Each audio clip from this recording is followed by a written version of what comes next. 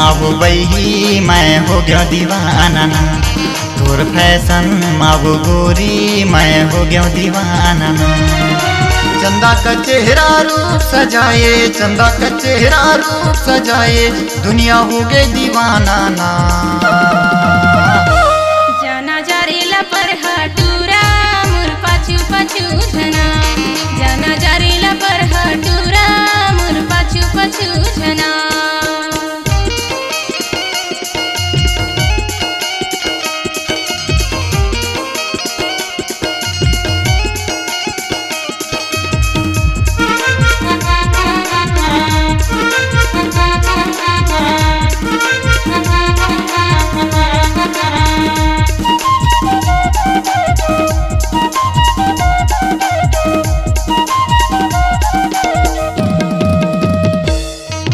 कान में पहिरे बाली वो गोरी जिउला मर जाला था। पहिरे हवस तय चश्मा गोरी आँखी लता चमका था।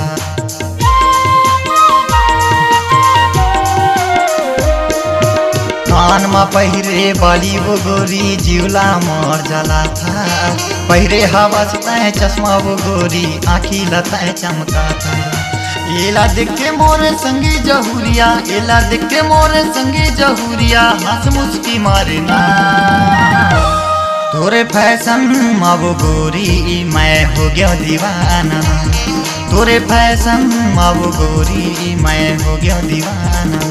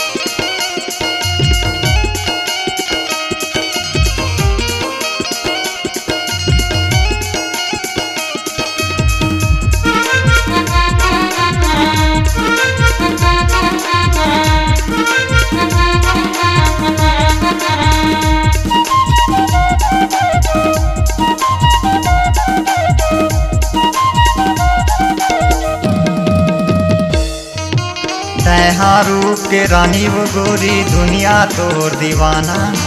छत्तीसगढ़ माता रही था गोरी जिला डिंडौरी मायाना।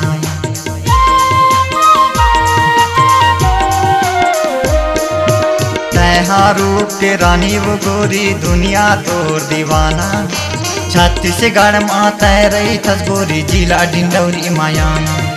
तोला देखे बर नैना तरस गे, तोला देखे बर नैना तरस गे, घूमत फिरत हयाना। तोरे फैशन माबू गोरी मैं हो गया दीवाना। तोर फैशन माबू गोरी मैं हो गया दीवाना। तोर फैशन माबू गोरी मैं हो गया दीवाना। तोर फैशन माबू गोरी मैं हो गया दीवाना। चंदा का चेहरा रूप सजाए, चंदा का चेहरा रूप सजाए, दुनिया हो गए दीवाना ना। जाना जारेला पर हटूरा मोर पाछू पाछू झना, जाना जारेला पर हटूरा मोर पाछू पाछू झना।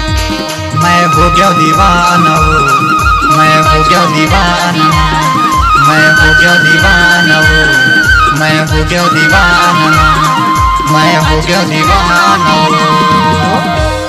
छत्तीसगढ़ी सांस्कृतिक लोक कला मंच माया के अंजोर, गायक भाई प्रवीण झारिया जी, गायिका मीना यादव जी। प्रोग्राम के लिए संपर्क करें मोबाइल नंबर 62 60 77 01 58। धन्यवाद।